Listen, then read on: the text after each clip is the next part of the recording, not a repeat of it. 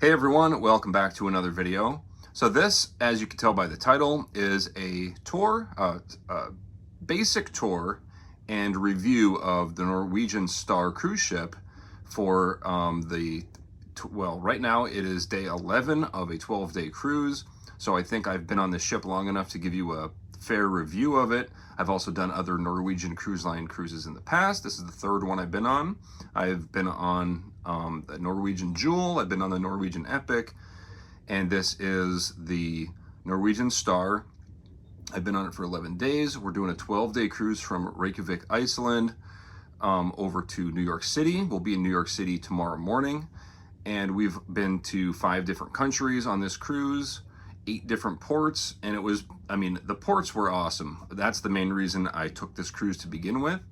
But what I'm gonna do here in a minute is I'm gonna walk around the ship a little bit. I'm gonna cut out all the fluff and like hallways and stuff like that. I'm only gonna keep in the important stuff that I think you should know if you wanna cruise on the Norwegian Star, kind of what to expect. All right, so let's do a quick tour of the stateroom and we'll start the tour. So I'm in room 5635. You can have the do not disturb, turn down the cabin, make up the cabin, and welcome. There's a key card access, and the room is pretty small. Even if I zoom all the way out, you can kind of see around. Got a shower in there. Decent sized bathroom. I have no issues with any of that. They bring fresh towels and everything every day. They make up your room every single day. Every room has climate control. There is closet space. I have everything packed up now because we're getting off the ship tomorrow, but there's plenty of shelf space. There's a safe here. All the basic stuff that your stateroom would have on any ship, I think. The voltage. They have 110 and 220 volt receptacles here. Here's where the cruise was and where it's gone. Right now we are almost at the end of our cruise. And yeah, pretty good stuff every day on the cruise. I don't know about other cruise lines, but on Norwegian, every day you get one of these. Kind of gives you a rundown of what's going on the ship, what to expect at the port. There's all kind of sales pitches they give you as well, but they're all overpriced. Same thing with the excursions. You could do excursions if you want, but I personally just go geocaching. That's kind of like a free excursion. So we'll go ahead and walk around the ship. I'm not going to show too much of the hallways. Like I said, you've seen one hallway, you've seen them all. I'm just going to show the important stuff that I think you should know on this ship.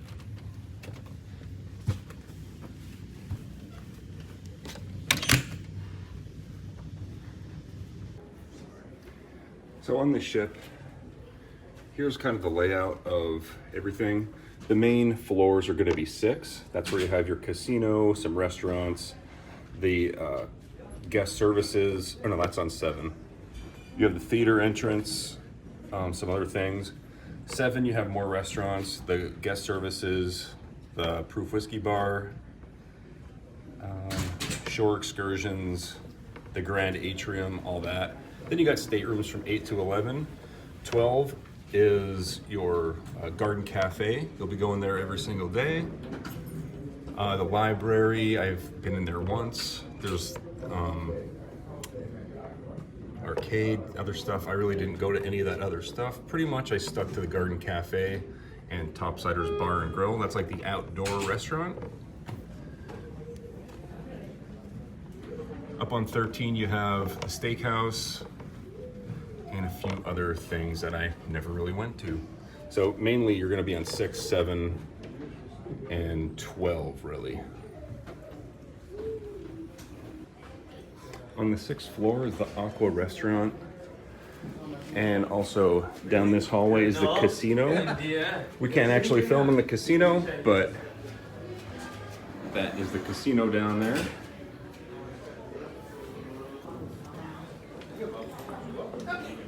The Aqua restaurant's not bad. I was actually in there, but I do have some things to say about that towards the end of the video. Here's deck 7. So on deck 7, you can access the outside. Got to check this out.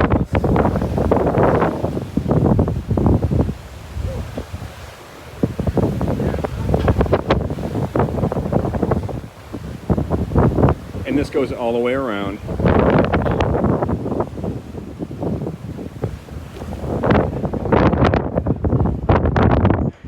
And here's the grand atrium.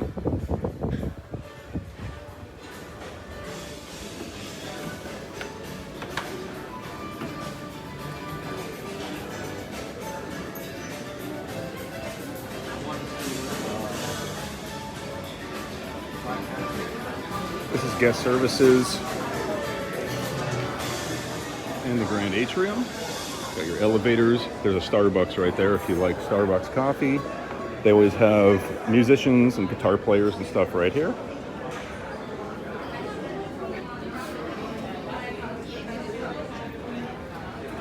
So if you go through this side, this is like the photography place, and the Bliss Theater is at the end. Right over here on the other side, we have the Proof Whiskey Bar. And if you go through, it brings you to the Bliss Theater as well. The Bliss Theater is like a small theater, but they have all sorts of events there throughout the cruise. All right, so now we're gonna go up to the 12th floor. That's where the restaurant is. And this is like the main thing that I wanted to show on this video. So we'll see up there. There's 4 elevators. All right, we are on floor 12. We're gonna check out the Garden Cafe and kind of show the food, and I'll explain after.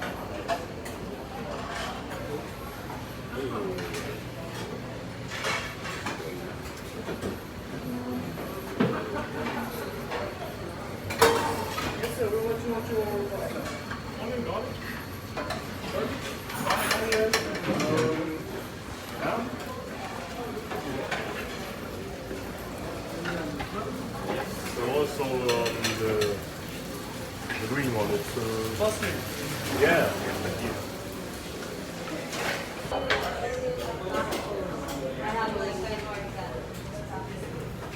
That's a long time before you get to practice. Yeah. This will be my favorite. Hey, Johnny. How you doing, man? Shane, I'm so glad we got to meet you. Yeah, me When I too. get off work, off the ship tomorrow, I'm going to subscribe. Okay. Awesome, man. Have a good one, man.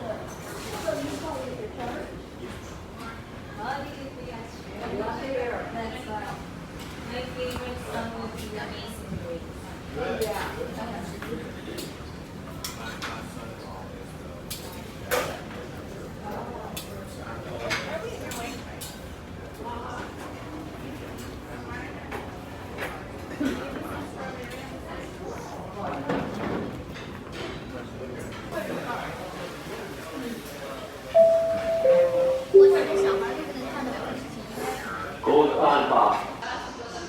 that's what I wanted to talk about, was there in the Garden Cafe, right? So it's a little windy out here. Hopefully it's not too bad. What I can say about that is I would say 50% of the time that I go in there, there's no room to sit down. You have to really be there early in order to get a seat, especially by the window. The food quality is like a 5 out of a 10. I remember on previous cruises where on Norwegian, where the quality was way better.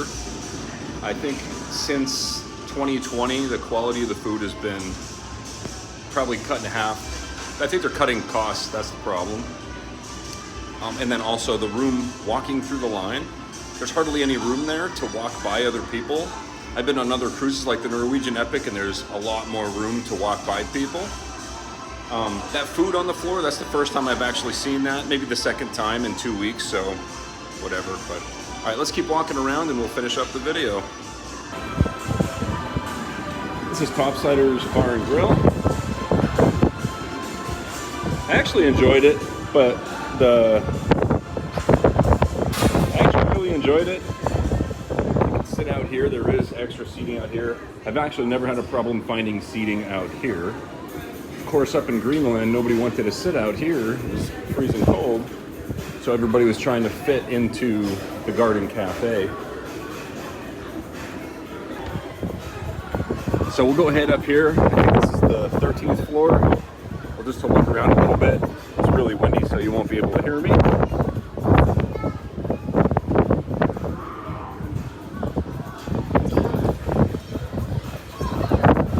There are 6 hot tubs, 4 here and 2 in the front.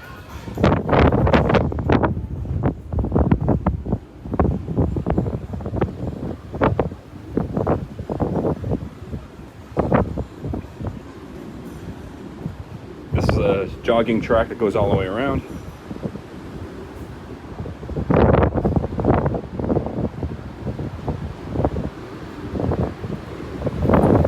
I believe there's another bar right up here.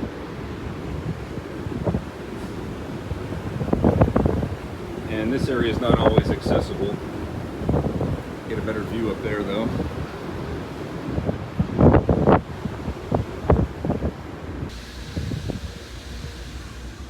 Alright, the pool and everything is right there. Just walking this way towards the back of the ship.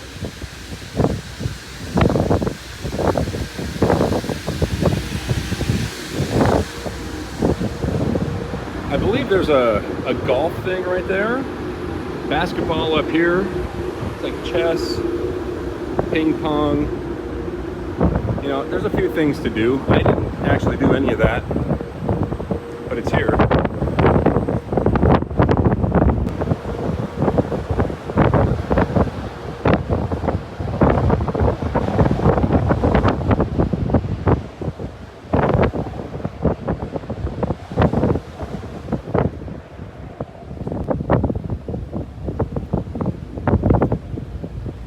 Here's the 13th deck, the back of the ship.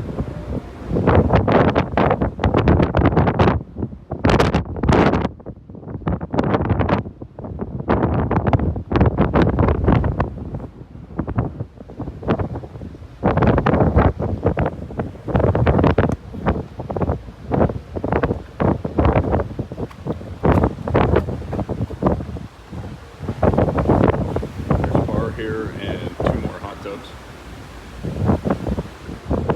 Also a fitness area over there. All right, I forgot to show on 7. There's actually a lot this way. Hey, Jeff. How you doing? Jeff is our cruise director.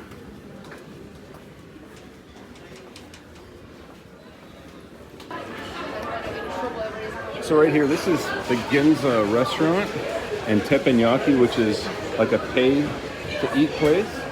They have the whole hibachi thing back there. Down here's another another bar. Ginza is free to eat.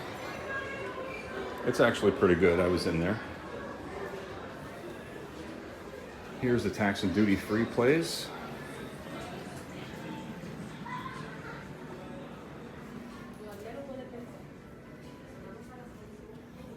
get merch from the different ports.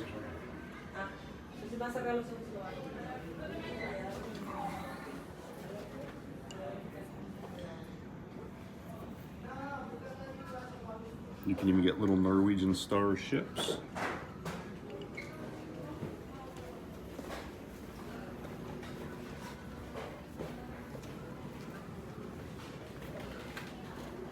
Entonces solo tienen que cerrar los ojos y comprarlo, porque si la piensa no la compra.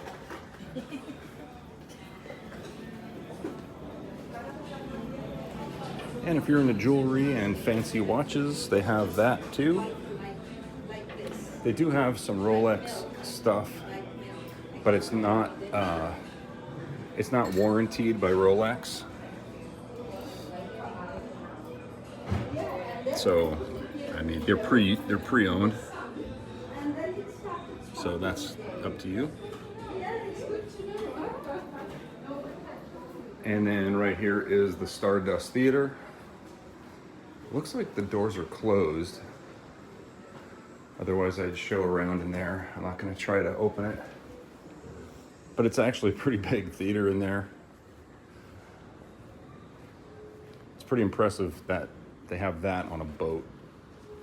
All right, so the main reason I booked this cruise was because of the itinerary.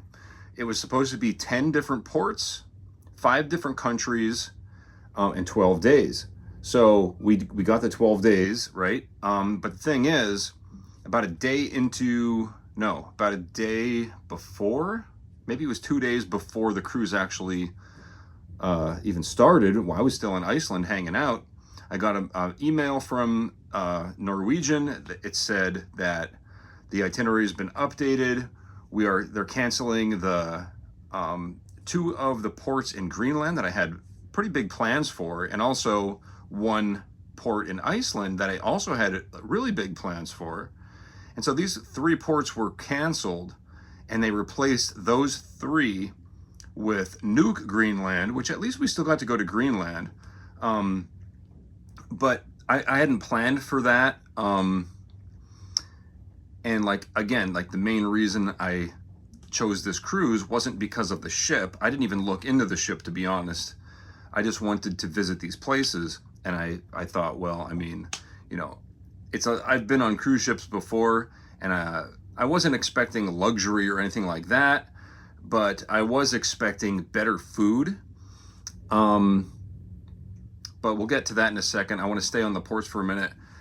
I had contacted customer service after I got that email and said, you know, I basically planned this entire trip around specifically the 1 port in Iceland that they had canceled, and there was nothing that they could do about it. Nothing. No onboard credits, no refund for a different cruise at a different day, nothing like that. Nothing was offered.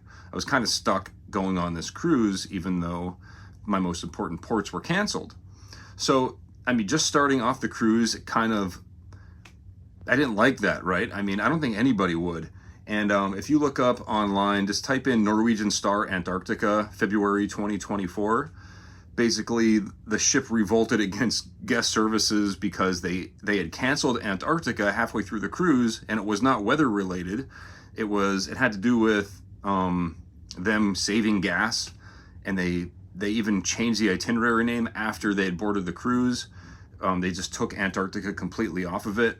So, and people had paid a lot of money for that. I'd be really mad. I mean, you know, paying that much money, it's like a once in a lifetime trip. Taking all that time off of work, you know, most people can't get that many days off of work in 1 year. Some people, it takes 2 years to save up that many days to get off of work. So, and that was on this ship. So I didn't know about that until I started looking up Norwegian Star Cruise itinerary change, and I saw that. I found it on YouTube. But, you know, that kind of started off on the wrong foot with this cruise. And then, you know, I've been on this cruise for 11 days, and I'm not complaining at all, really, because it was an awesome cruise. You can't complain. It was really cool, all the different places that we did get to go. However, being on a ship for this long, you just start noticing the little things that could be better, and that's what this video kind of is, to kind of let people know what to expect. So the Garden Cafe, which is like the #1 place to go eat, they have food there most of the time. I don't want to call it 24/7 because it's not. But most of the time, you can go up there and get some food. There's always something to drink up there, whether it's orange juice or coffee, iced tea, stuff like that. It seemed like Norwegian, the cruise line, has cut costs on the quality of the food that they're serving. Because, like I said before, I was on other cruises and they were pre-2020. This is the first cruise I've been on in like 5 years since after 2020. And the quality is just so much less than it used to be. I remember the cakes being like really heavy and rich cakes. Now they're like just like flavored whipped cream with like they were actually bad. I didn't even want cake, you know. Who doesn't want cake? But I didn't even want cake here. Some of my favorite foods, I guess, on this cruise, I mean, the salads were okay. They were a little bitter. Like, you know, you got your lettuce, but it had like a bitter taste to it. Breakfast, they did have a short order cook there that would cook eggs for you. So if you wanted like 3 eggs over easy, they could do that for you right there, which was kind of cool. I got that 2 or 3 times. They always had toast and butter and bagels. So that was pretty good. You know, all your basic stuff was there. But just know that the quality, if you haven't cruised since 2020, the quality is not going to be the same. At least on Norwegian Cruise Lines, that's what I'm on. And I thought that was important to share with everybody. As far as entertainment goes, they had a casino. I didn't do good at the casino. Next time I'm not coming to the casino. I never do good at casinos. Like if I do, it's like I'll do like one hand of roulette or something, like one, you know, put money on black. Usually I'll get it on the first try and then I'll quit. But this time I put money on black, I lost it. Then I doubled down on black, I lost it again, thinking that I was gonna be smart and beat the house, but I didn't. So I won't do that again. They have all kind of slot machines in there. The Stardust Theater, that was actually pretty cool. They had a pretty good comedian. They had some pretty good, I mean, when I say pretty good, they're way better than anything that I could ever do. Like they had some acrobats and stuff. It was really impressive. The comedian was hilarious. And the cool thing is when you're walking around the boat, you can actually see these people like walking around. It's like, hey man, good show, you know? And they're with you for the whole 2 weeks. So anyway, I don't know if I want to talk about anything else. I think another thing was the organization getting on and off the boat at the different ports. So for some of the ports we had tender boats, other ports we just docked and we got off directly off the boat onto land. When there were the tenders, which is a little boat that takes you from the ship over to the land, the lines could get pretty long, especially like trying to get back from St. Pierre, France the other day. We waited in line for at least an hour to get on a tender. We just stood there in the baking hot sun. And so they could have, like, I think they could have used more tenders, even though I think they were using 5 of them. It still took a long time. In Newfoundland, there was a big wait, like an hour and a half trying to get off of the boat into St. John's, Newfoundland. So that's just a couple other things that I remember off the top of my head. And after I finish this video, there may be other things that I'm thinking about, that I think about, that I will update down in the top pinned comment, anything else that I can think of. And I would like you to also comment if you've ever been on Norwegian Star or any other Norwegian ship and you had good or bad experiences or things that you wish that they could change to make it better for everybody, or if you've noticed a difference from 2020, pre-2020 and post-2020.